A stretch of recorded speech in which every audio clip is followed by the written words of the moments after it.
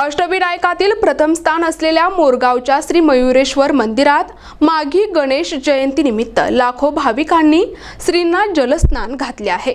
मोरगाव या ठिकाणी गेले 4 दिवसांपासून हा उत्सव मोठ्या उत्साहात सुरू आहे।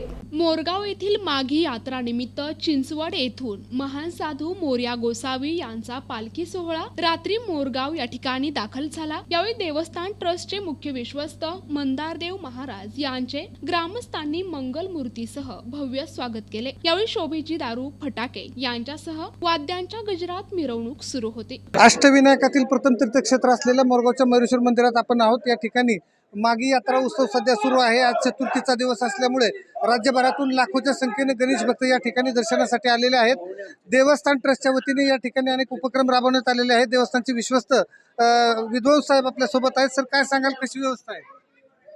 मोरया आज माघ शुद्ध चतुर्थी माघी गणेशोत्सव श्री क्षेत्र मोरगाव येथे मयुरेश्वर अष्टविनायक मंदिरात साजरा मोठ्या प्रमाणावर केला जातो। प्रतिपदेपासून ते उद्या पंचमीपर्यंत मयुरेश्वराला पहाटे 5 ते दुपारी 12 वाजेपर्यंत पाणी घालण्याची संधी भाविकांना मिळत असते। भक्तांसाठी मोठी पर्वणी असते। बरेचसे भाविक, लाखो भाविक या 5 दिवसामध्ये पाणी घालण्याचा लाभ घेत असतात। देवस्थानकडून भाविकांसाठी दर्शनबारीची व्यवस्था, त्यांना ऊन लागू नये म्हणून त्यासाठीची व्यवस्था, चोख सुरक्षा व्यवस्था, अशा सर्व प्रकारच्या व्यवस्था पुरवल्या जातात। भक्तांमध्ये आनंदाचं वातावरण आहे। सर्वांना चिंचवड देवस्थान ट्रस्टच्या वतीने गणेश जयंतीच्या मनापासून शुभेच्छा देतो। देवस्थान ट्रस्टचे दुसरे विश्वस्त ॲडव्होकेट ढाळे साहेब आपल्या सोबत आहेत। सर, काय सांगाल, कशी व्यवस्था आहे?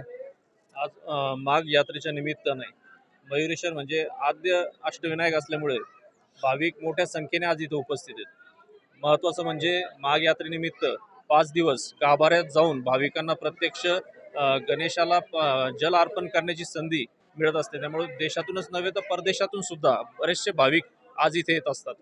त्यामुळे लाखोच्या संख्येने 5 दिवसात भाविक इथे आले आहेत।